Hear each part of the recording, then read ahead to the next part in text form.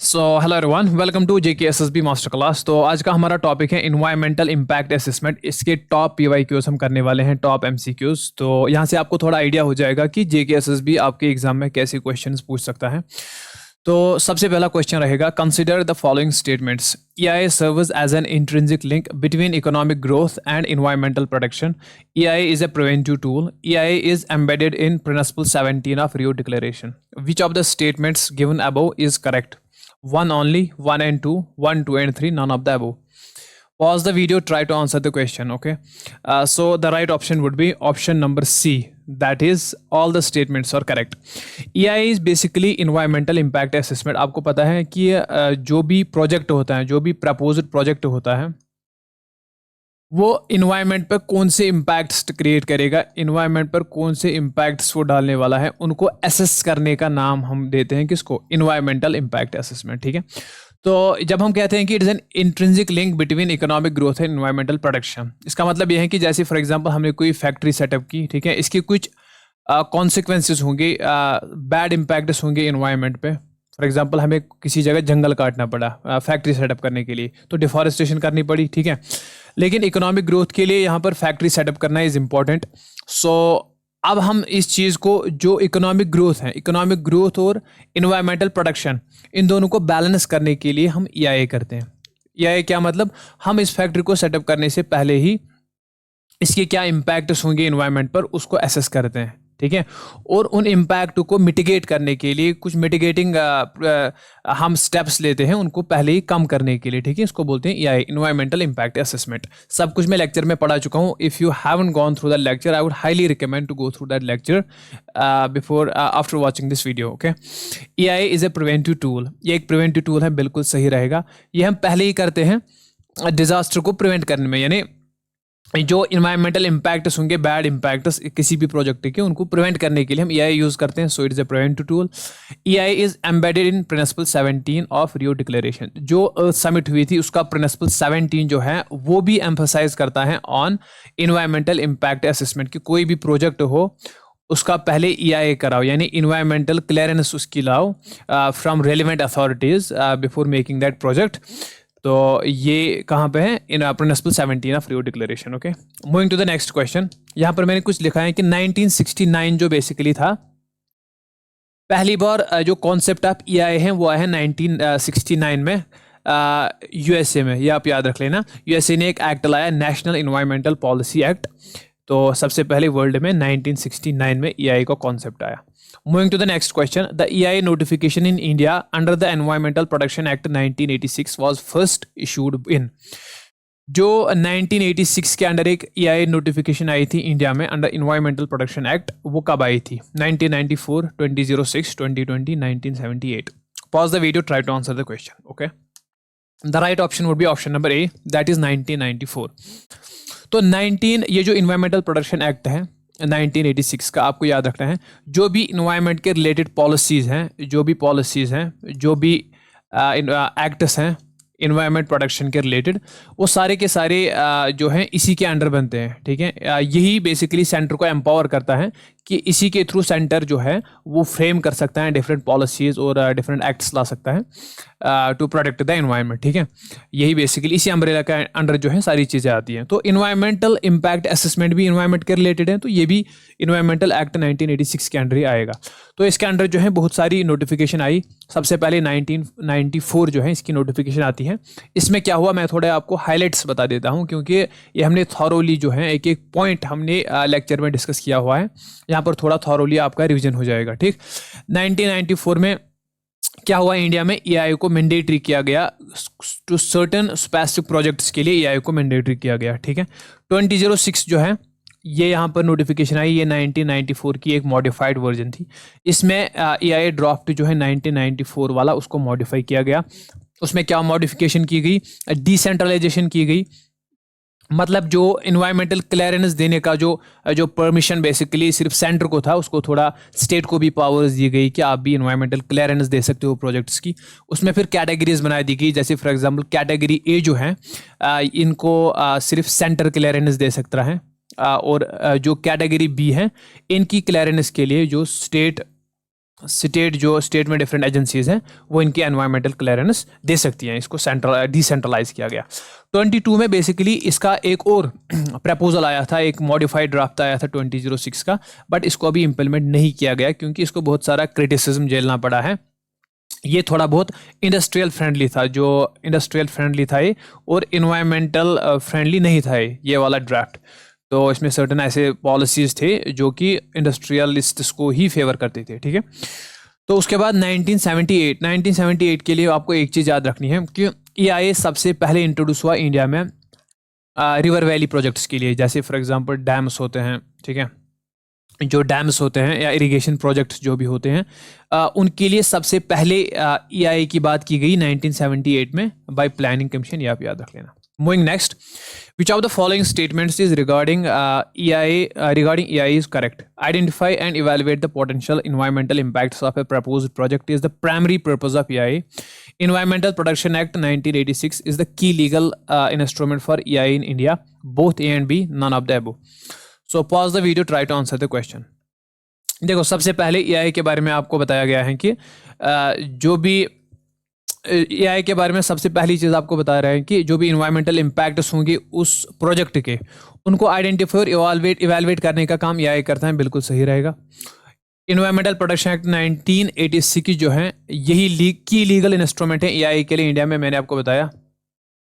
तो both A and B statements are correct, ठीक।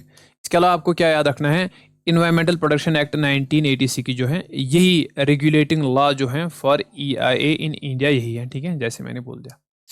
उसके बाद ये दो पर्पज़ के अलावा आप याद रख लेना EIA के और बहुत पर्पज़ हैं। EIA रिसोर्स कंजर्वेशन करने का काम भी करता है, वेस्ट को मिनिमाइज करने का काम करता है।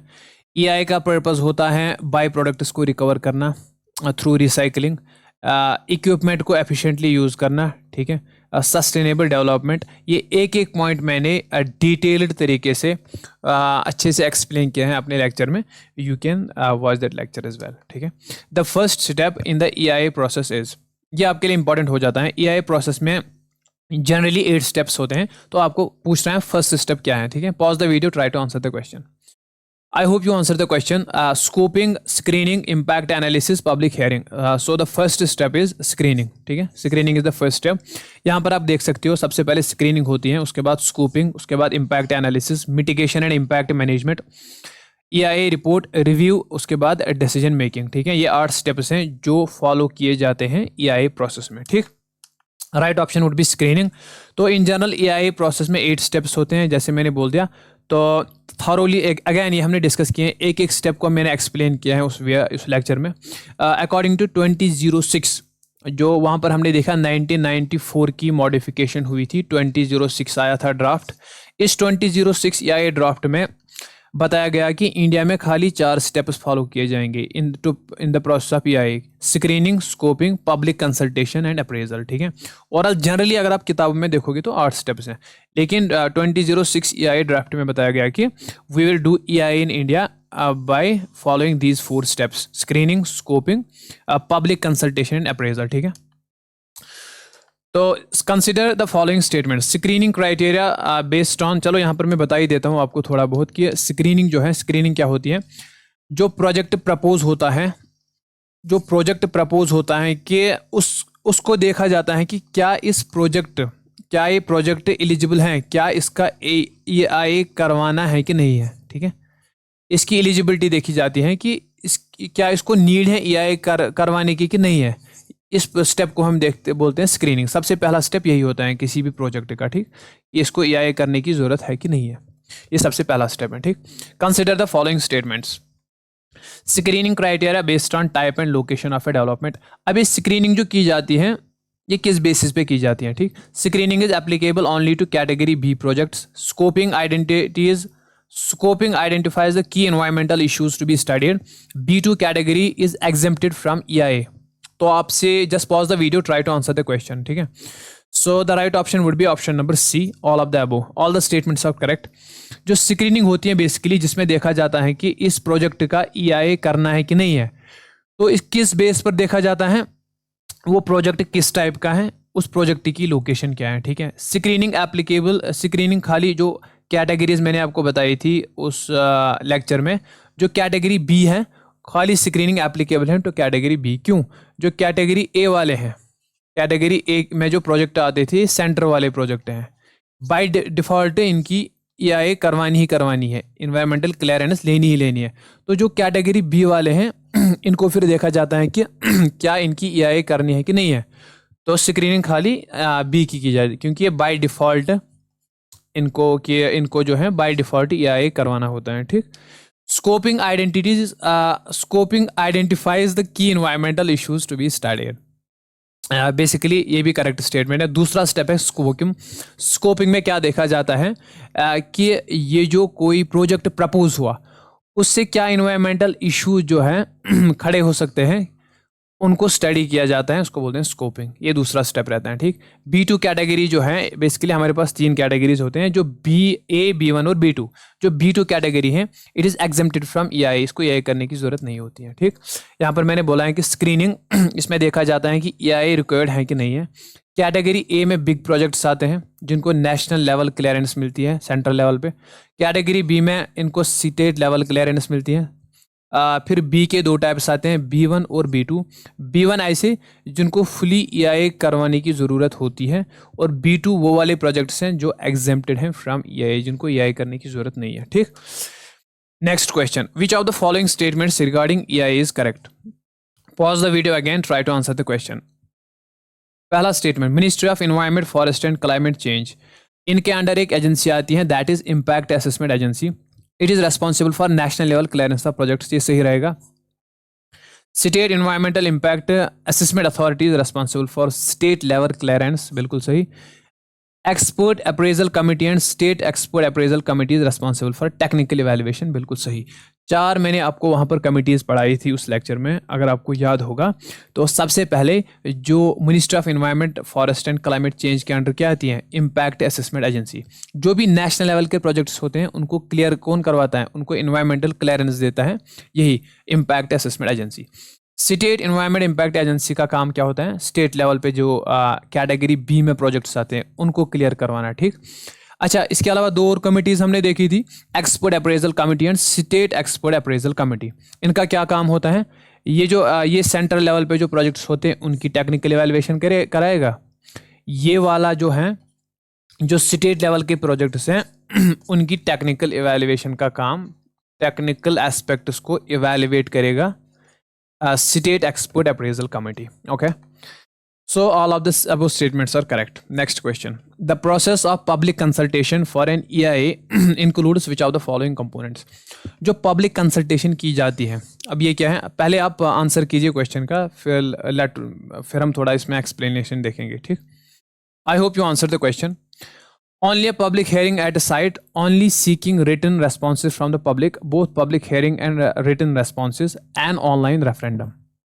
देखिए, जब भी कोई प्रोजेक्ट प्रपोज होता है, कोई प्रोजेक्ट प्रपोज होता है, वो प्रोजेक्ट जिस सोसाइटी में बनेगा वहाँ पर लोग भी होंगे, तो उन लोगों से भी पूछा जाता है कि आप भी अपना ओपिनियन दीजिए इस प्रोजेक्ट के बारे में, कि अगर ये प्रोजेक्ट बनेगा आसपास के इन्वायरमेंट पर इसका क्या इम्पैक्ट पड़ेगा।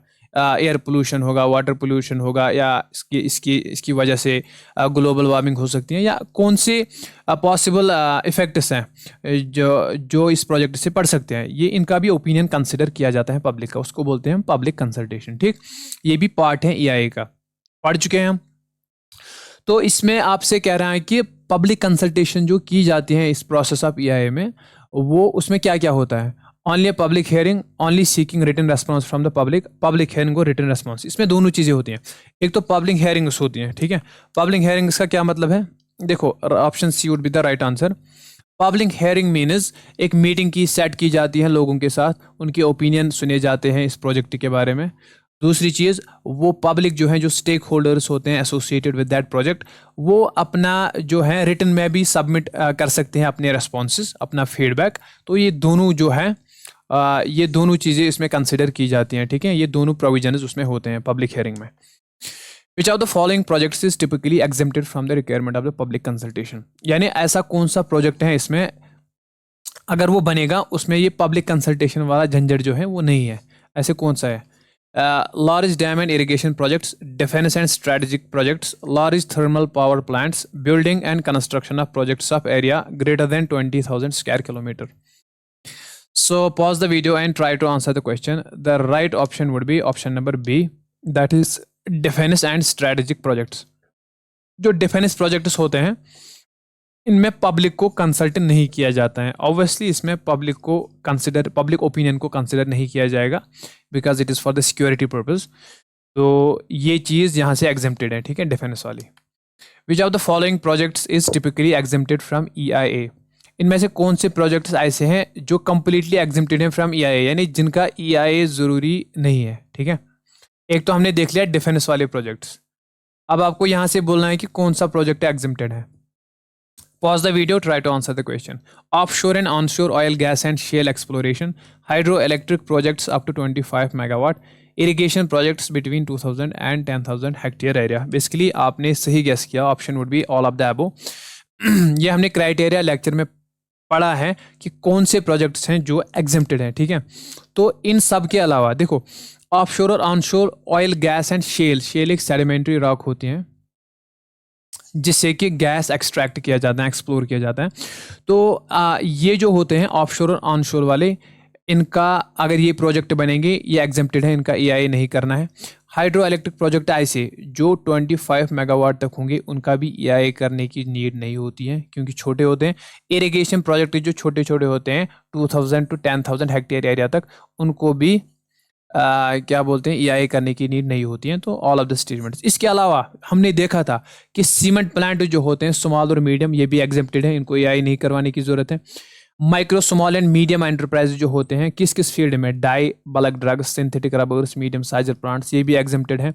इनलैंड वाटरवेज प्रोजेक्ट हो गए, ठीक है. या हमें हाईवेज को वाइडन करना है, यहाँ पर आप लिखना हाईवेज को वाइडन करना है, छोटे छोटे हाईवेज को, तो वो भी एग्जेम्प्टेड है, ठीक है. ऐसे रोड्स जो फॉर जंगलों से जाते हैं, ठीक है.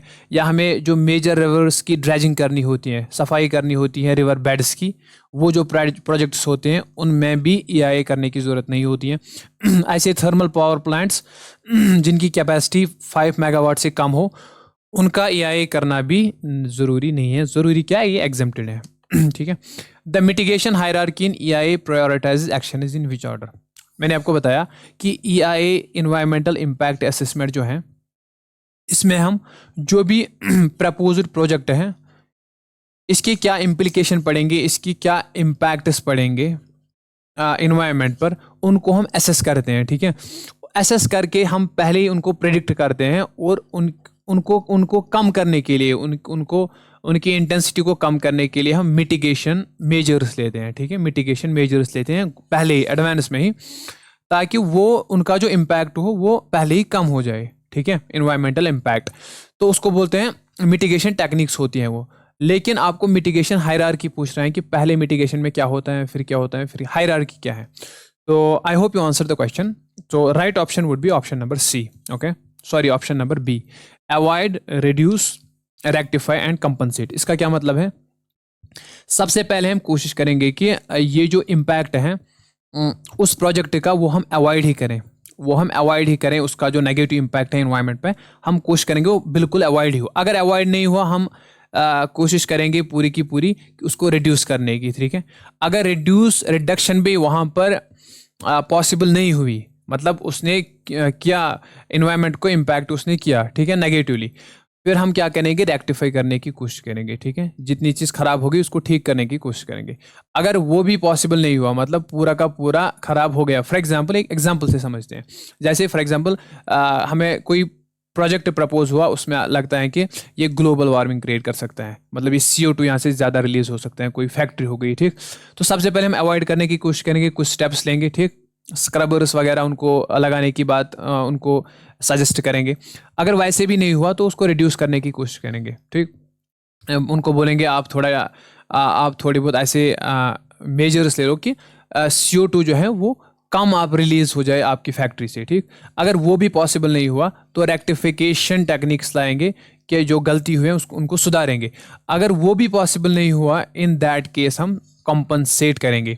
क्या करेंगे, जैसे फॉर एग्जांपल उनको बोलेंगे आप एफॉरेस्टेशन, दैट मीन्स आप ट्रीज प्लांट करो, ठीक है.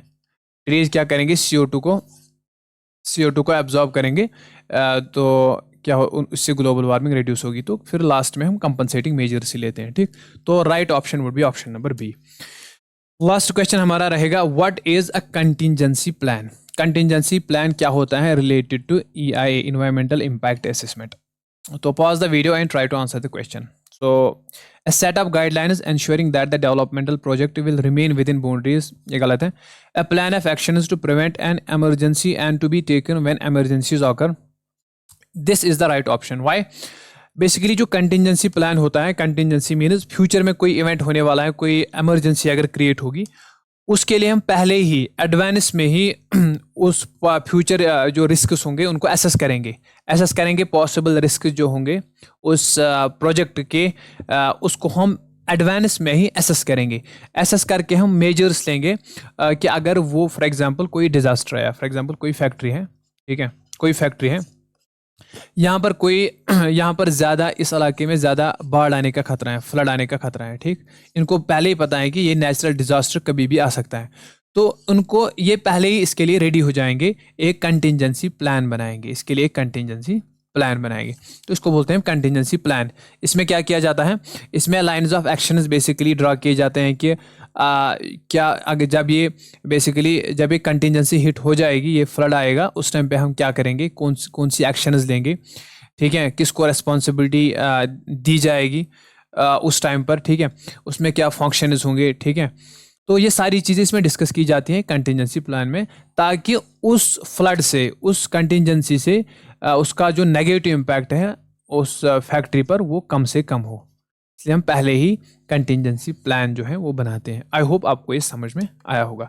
तो that was it for the video. अगर आपने लेक्चर अभी तक कवर नहीं किया है, I will highly recommend you कि आप इन्वायरमेंटल इम्पैक्ट असेसमेंट का लेक्चर जो चैनल पर ऑलरेडी अवेलेबल है, उसकी PDF जो है फ्रीली अवेलेबल आपको हो जाएगी टेलीग्राम चैनल पे, वो अपलोडेड है वहाँ पर।